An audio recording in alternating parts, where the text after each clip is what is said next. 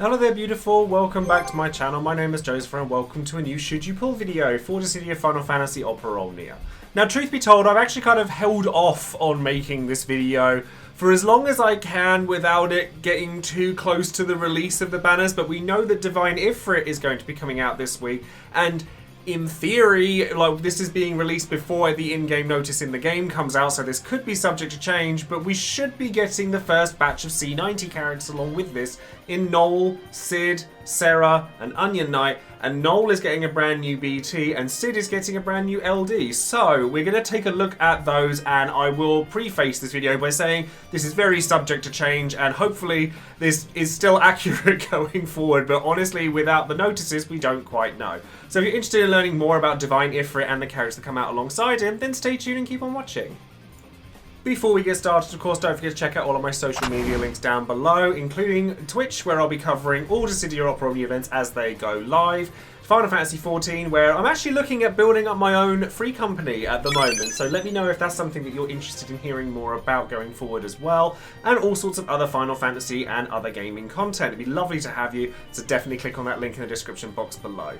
Over on Patreon, I do always shout out one of my patrons at random every time I release a brand new video, so I can give thanks to each person individually that supports this channel further. And today the person's going to be Gemakai, who recently upgraded their Patreon to the Sapphire tier, and it's lovely to make these title cards for all of you guys because it allows me to kind of flex a bit of creativity, do something a bit different, and give you guys the recognition you all deserve. So thank you, Gemakai, for your long-standing support. You're very active within my Should You Pull or Would You Pull polls and everything, and it really does mean a lot. And if you'd like a title card just like this, it's all in the links in the description box below. And lastly, don't forget to check out all the other content creators and resources out there for Dissidia, including Reddit, where you can find Midiu and Leo Bob's translations from the JP version of the game. You can find Tombury Troop linked down below with their fabulous infographics, Dissidia DB, Dissidia Info, Dissidia Compendium, all sorts of resources out there to help you with your game.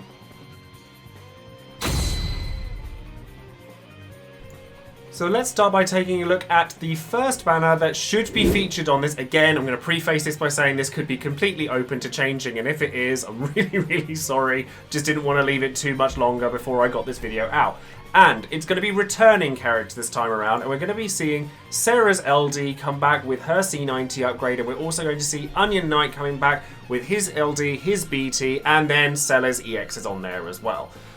So let's talk about Onion Knight. Onion Knight gets a rework a little bit with his LD board, so he starts with the buff. It's very generic buff, and unfortunately this is kind of my biggest issue with Onion Knight, is that everything he gets out of this is very generic looking. Like, his AoE HP attack from his LD now deals like 100% AoE damage, and he gets more Brave and Party, or Brave and HP damage for the party as well as himself. His EX gets quite a lot better, like it definitely, Blade Torrent in particular gets 4 HP dumps, increases HP damage dealt, you get multiple HP attacks on Meteorite as well, and you get HP++ for Ninja or Sage, which are just slightly harder hitting versions of the ones we already have. And then his C88, which is an awakening for his C65, gives him party-wide Brave damage cap up, and lasts for a bit longer, and it obviously still has the Ice enchant on it for the party, so that you can capitalize on that with in conjunction with the Ice in Peril that he already does. His BT+, so let's take a look at that. His party-wide effect is, in my opinion, just a bit sad, really. Like, Onion Knight just doesn't really get a lot from any of the upgrades that he gets that every other character doesn't get. So his burst effect changes depending on whether you're using the Sage version or the Ninja version, which is denoted by which attack you last used, whether it was Blizzard or his Ninja attack. So basically you get physical attack up 100% if you're in the Ninja form, and magic attack up 100% for the party if you're in the Spellbook form. Going forward, characters don't need attack buff. They want damage caps, and you get Brave damage cap up, which, you know, Kujira's got that. You know, there's quite a lot of characters that have that as well, and you just don't really need this kind of thing. And, yeah, with his BT you get another use of his LD, which is cool because it still plays with turn order, you still get free skills out of it. There's some fun stuff to be had with Onion Knight, but unfortunately, everything that he gets, whether it's his rework to his LD, his EX buffs, his BT+, it's really boring if you ask me. Like, yeah, it's functional. Like, 4 HP dumps on Blade Torrent is nice. Like, it's solid. The rest of his kit, though, and like his LD's fine, but the rest of his kit just isn't really enough, if you ask me. Like, I'd definitely say he was one of the weaker BT pluses available out there, even after C90 is hit, which is just a bit of a shame for Onion Knight. So now let's take a look at Serah as well. Serah also gets a rework, which is fantastic. Her base skills have needed reworking for a long time now. And now she'll actually pull her own weight a little bit with her damage. Now, we got her LD reworked to begin with, so we had party-wide Brave and HP damage up, and that gets improved here. But also, now Wound Plus and Moonlight Plus will actually deal multiple HP dumps. They'll regen Bravery in between the hits. Moonlight Plus actually does 3 HP dumps, which for a support character with a lot of attack down and poison and debuffs in general, it's actually kind of nice. If you pair that up with, say, like Iroha or Ursula or Kate Stiffcore, something like that, where you can regenerate Bravery quickly, you might actually find she does a fair amount of damage. And she sort of batteries after each of these attacks, and the attack down potency has been increased to 70%, so it's actually a very strong attack down. Her LD, you now start with all of her debuffs already active on the enemy, which will help with getting her like her party-wide Brave and HP damage attacks up. You get 4 HP dumps on it, which is quite nice. Any like you get silver frame debuff versions of her other ones, which obviously you have to be careful with if you're using her with other debuffers and things like that, because you obviously don't want to overwrite anything. Or if you wanted to overwrite still like regular frame debuffs as opposed to silver frame debuffs, then you have to be careful. But she's certainly not bad. Like, she's definitely not the meme she once was, like, before we got her rework or anything. And I'll be honest, I'm kind of looking forward to her, because I pitied her the first time around, hoping for a Stola BT, and I never really used her, so it would be quite nice to use her here.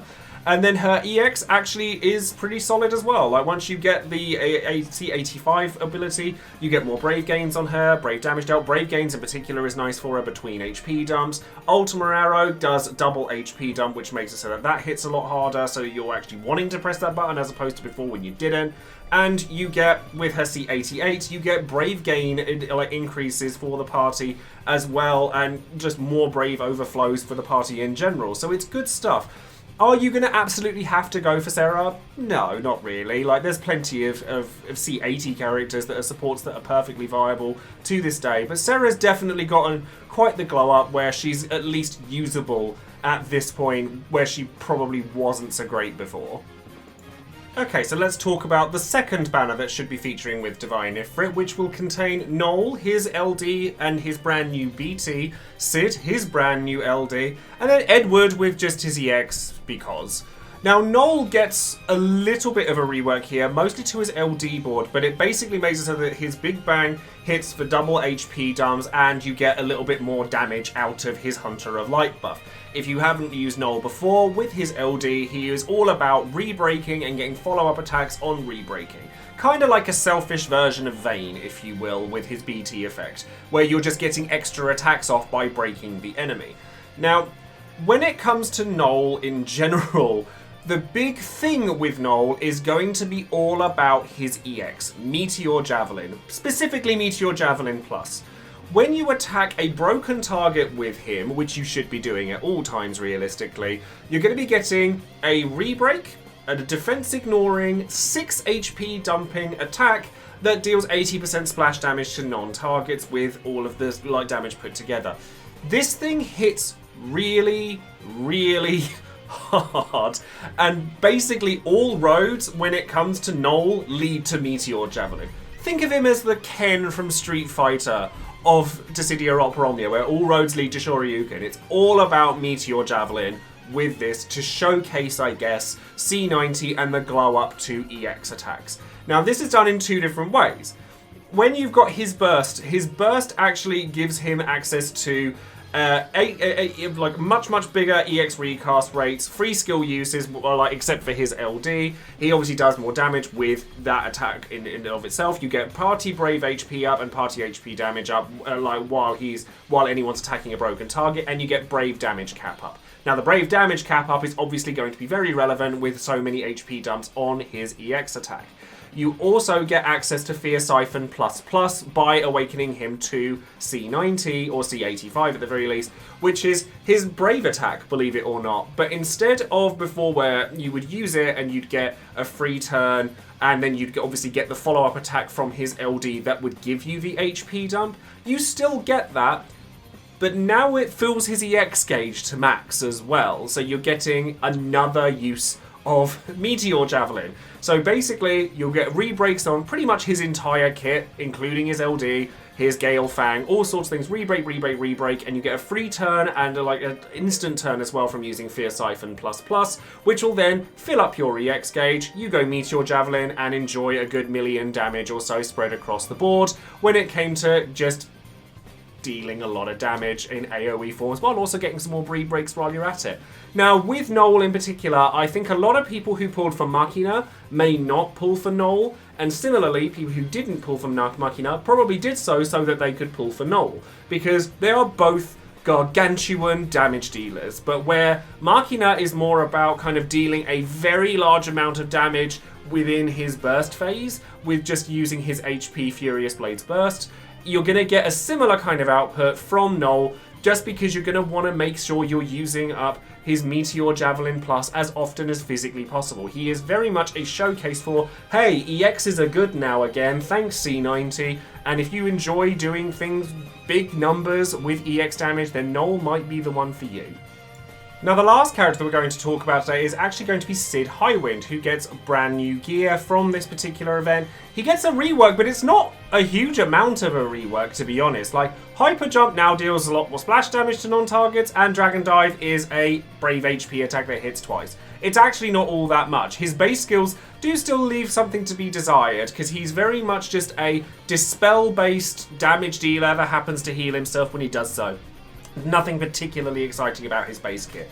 His EX, however, does do a lot of damage. He enchants himself for wind. He's like able to do a lot of AoE 100% HP damage by hitting with Big Brawl, which does, similarly to Prompto and characters like that, Brave HP, Brave HP, Brave HP, just alternating attacks. So again, if you've got characters that can retain bravery on call abilities, etc., Cid is going to benefit from that quite nicely. And then he also, from his C88, improves his Wind Enchant to give him a bigger max Brave damage cap effect, which, again, it's nice because it helps his damage from his LD and his EX. So, but the star of the show is absolutely his LD weapon. Now, his LD weapon, Highwind, is again a alternating Brave HP attack that does more, like just does damage that way, and it inflicts Wind Imperil as well, and it gives him a framed buff that increases his HP damage, his attack, all of that good stuff. It enchants him for wind, so you don't have to rely on his C65 to do it, or his C88 as it would be now. And this changes his functionality to be kinda like Garnet, where after each one of his turns, you'll get a stack on his LD buff, or the special effect rather, Highwind Takes to the Skies, which once he gets to 3 stacks of this and then an ally acts, you get a pretty massive attack that follows it. Again, expecting a very large amount of damage, wind damage specifically, that's just gonna spread all over the enemy. So 6 HP dumps, again, if you can retain bravery or increase his bravery damage caps and his HP damage cap for that matter, then he's going to benefit from it quite a lot. I like Cid. I think he's really cool. I think his base kit definitely leaves something to be desired, but the amount of damage that you can get from his EX, his LD, and his LD follow-up is pretty darn hefty. So if you like Cid, he's definitely somebody you want to be looking at. But the thing to bear in mind is, like, yes, his and Noel's damage numbers are huge. Machina's damage numbers were huge. Going forward, you're going to see a lot of characters where you're like, that's a lot of HP dumps on that attack. Why is there so much going on? It's just the way that a lot of characters are going to be right now. So we are at the start of a new power creep. We also don't quite know what's going on with the anniversary, or even this week for that matter. So perhaps tread carefully as to whether you're pulling for these characters depending on where you are with resources. Yes, there's a lot of damage from these characters, and there's a lot of really fun times to be had with Cid. Like, I'll definitely be throwing some tickets at that banner, particularly because I don't have Noel LD either. But if I don't get them, I have Damage Dealer and Machina. If I need him, he's still going to be relevant for a while to come.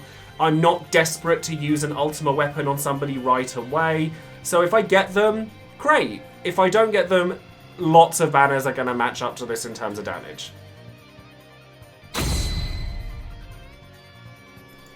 So now let's take a moment to have a look at Divine Ifrit and the event Lufenia Plus that comes along with him. Now, I actually really like this event because it takes a very different approach to Lufenia Pluses that we've done up until this point. So what Divine Ifrit does, before we go into that actually, should probably mention, massive amount of resources, because Divine Summon board, we love resources. Divine Ifrit himself is actually really good because he increases your HP damage. You're definitely going to want to get hold of this. But Divine Ifrit's actual Lufenia mission works differently because the Lufenia orb actually ticks up when they take a turn. So Ifrit himself takes a turn, his orb actually goes up by 3 as opposed to down. It's to stop you from overusing like re-break mechanics, things like that, so that he actually takes turns. And he has a fireball that comes along with him that has a Lufenia orb that will trigger and will set up a different kind of field effect that reduces your stats that you can mitigate by inflicting debuffs on Divine Ifrit, and actually starts his Lufenia orb from starting up, which also won't kill you. Now, like Divine Shiva before him, you can launch Divine Ifrit, but it probably won't deal an awful lot of damage because it's reduced HP damage during launches by 150%, and while the Scorch effect is active, which is what comes along while he has his orb active, it goes to 200%. So Cid Reigns, maybe not the best choice here. But he also, I will point out, has a massive amount of HP, which you can take down with your Noels, your Machinas, your Cids, etc., and be fairly well off about it. However, he has a pretty nasty threshold attack, which is his Divine Hellfire, that triggers at 90, 70, 50, 30, and 10% HP thresholds. Now, you can obviously mitigate some of this by doing a lot of damage during, say, a BT phase, or a summon, making sure that you get a huge amount of damage to push him over those thresholds, but he has a lot of HP. So it's going to be a difficult challenge to do. And when he does this, he delays your party by 2 turns. So realistically, you're going to want some sort of tank in your party in order to counteract this. I've seen clears with Zac, I've seen clears with Snow. However, I actually think the best choice of tank here is Aura, and similar to Divine Shiva, funnily enough. And this is based on the fact that because he's delaying you, you're actually going to get more attacks out of Auron than you would from either of the other two. So yes, Snow would deal a lot more damage than Auron, like when it comes to his turns and doing Retribution Plus, but you may find that if you're taking a team that's not super fast anyway, then Auron might be the way to go for his full break, because you'll get it, certainly if you're using Machina, because he can benefit from the full break and the melee resist down as well. Now, you can tick up Ifrit's orb by either re-breaking him for +1, so that's obviously going to be your Noel, or dealing wind bravery damage from an additional attack that is not a counter attack. So this is obviously trying to point towards Cid and his bombs away, or his Highwind takes to the skies, the off-turn damage that's wind damage. Now, I want to know like whether this will trigger off of Machina's Spinning Slash, because it is an additional attack that's not really a counter attack, while enchanted with the likes of Bart's. Now, the team that I presented here uses Warrior of Light as well, because Warrior of Light definitely does very well here, because if you hit him over a threshold and you're not ready for it, then you can absolutely just soak up the damage. It doesn't have to be Warrior of Light, as long as you've got somebody that's able to keep you healthy, whether it be somebody like Lena or one of the aforementioned tanks, like while Auron is really good at dealing damage, Snow's really good at reducing damage, and so is Zac, so you may want to sort of cater to that differently.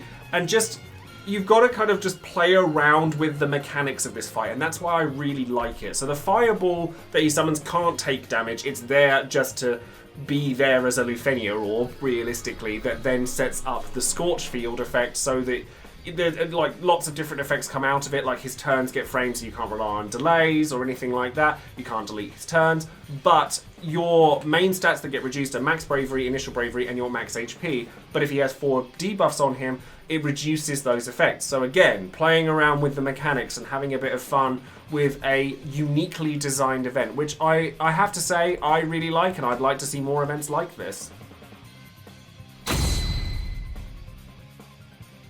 So now, of course, we have Would You Pull, the section of the video where you, the viewer, get your chance to let your voice be heard and tell everyone whether you would or wouldn't pull on any banner and why that might be the case. Now, in the interest of getting through the video as quickly as possible, we'll go straight to the numbers. Massive thank you to all my patrons for their votes and their comments. With the case of Serah's banner, we have nobody pulling on gems or with less than 100 tickets. 14% of people saying they're going to use more than 100 tickets, and 20% of people saying they don't want it because they don't want it, and 64% of people saying that they don't want it because they already have it all. I am in the camp of having it all, and I probably won't green Onion Knight because I think there's just much better uses for greens going forward than Onion Knight. And Serah, I am actually kind of excited to use Serah, but I wouldn't necessarily pull for her at this point just because I just don't think that she really stands out in comparison to a lot of like support characters. So, for example, Lena has things about her that are unique. Selphie has things about her that are unique. Serah, she's good at a lot of stuff, but she doesn't stand out in any massive way to me. Going into Cid's banner and Noel's banner, we have 24% of people saying they're using gems, 39% of people saying they're going to use 100 or more tickets, 24% of people saying they're going to use less than 100 tickets, and 12% of people saying that they're not pulling at all. So this one's a little bit more close together. I'm probably going to use some tickets here because I don't have Noel or Cid LD, and I'd quite like to get Cid because I think that he has a unique way of distributing his damage that means that I have something fun to play around with call abilities and supports and stuff like that. Something I can experiment with, similar to like Ursula and Snow. I kind of like that. And then Noel, if I would have happened to get his stuff, I'd probably, whether I'd green him or not, I don't know. Like, because I've done Machina, and I'm of the opinion that if you have Machina, you probably don't need Noel. But if you if you passed up on Machina, then Noel's probably a good idea, and I'm in the former camp. But let's go into some comments. So Will says, I voted less than 100 tickets on Noel's banner, though with my impulse control, who knows. I don't have either LD and they'd be useful for farming, and Noel for his block of challenge quests. His other banners are kind of tempting too. I'll definitely be putting some tickets into Lude, but we'll try not to spend too much. Onion Knight banner, I already have his stuff, and Serah is not worth pulling for, so pass. I mean, I kind of feel this way about the banners as well, and I probably will be pulling a bit for Lude as well, because he's very interesting as well, and if I can get Noel's LD, and that means that it opens up the rest of his banners for me, at the very least, because I tried to get his LD the first time around and didn't get it, sadly, and I do think that he's cool, but ultimately I think I'm going for Cid rather than Noel. Lude is very much a character that a lot of people are probably going to at least look at, though, so bear that in mind. Doma Dragoon says Cid provides great damage and Highwind is pretty darn cool, but I don't see him as essential, so I'll just toss a few tickets. Since I have the other 3 LDs already, and Onion Knight will always be my friend unit, I'm going to book him, but no more than that. I'm going to get a good start on the new age of cheap character buffing without needing to spend gems or tickets.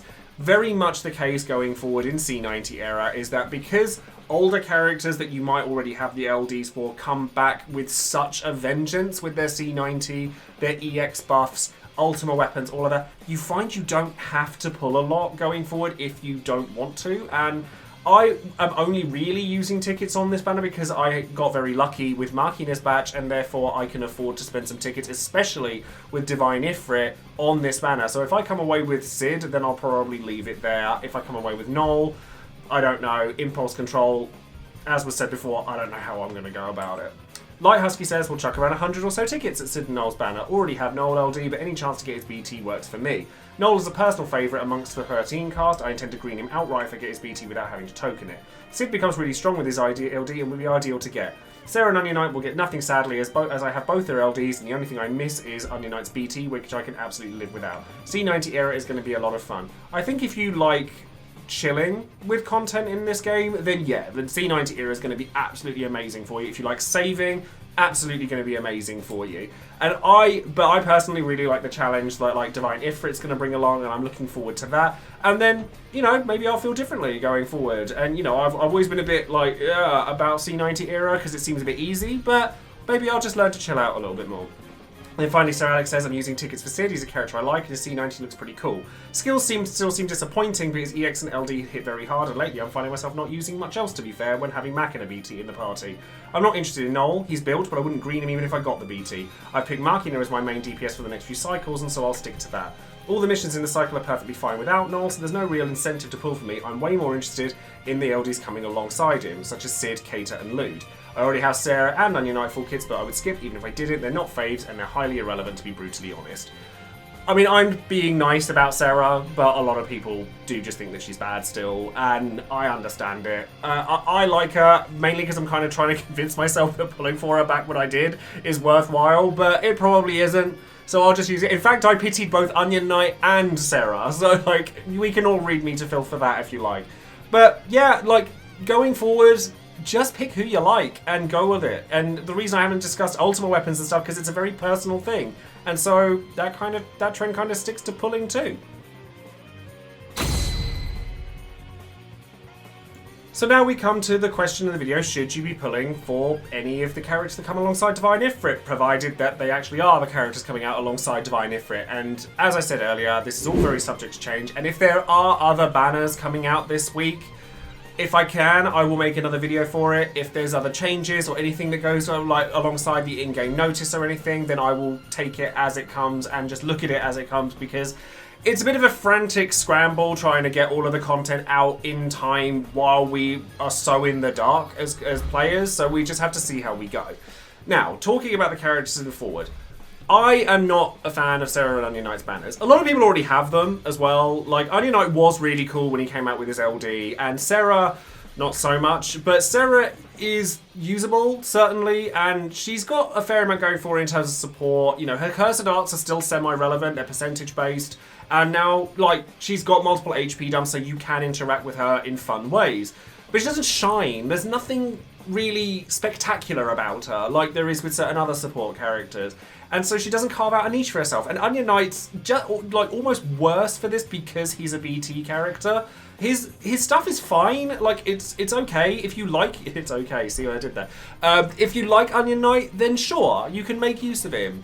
His BT effect is horrendously dull, and it only works on a particular damage type at any given time. So you have to slot him, realistically, in a team that's either all damage dealers for physical or all damage dealers for magic.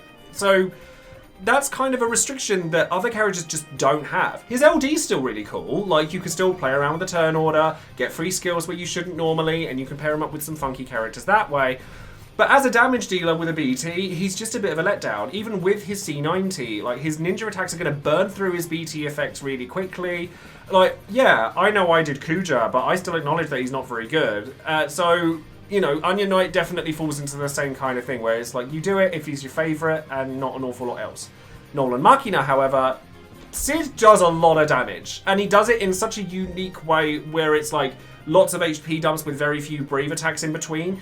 It's got that kind of interesting zhuzh that I kind of want to play with. Use Ursula Call, use Kate Sith Call, use some funky weirdness that goes alongside them, and churn out loads of damage using Cid's like follow-up attacks and stuff. And he does actually have Dispel in his kit, which is something that a lot of people forget, including me. And so that's something that's nice to not have to worry about. He's fairly self-sufficient. His base skills are still terrible. They are not great. But his EX is really strong, his LD is still really strong, and, like, the follow-up does a lot of damage. So he's got a really good ceiling for damage based on bravery and HP damage caps and support capabilities.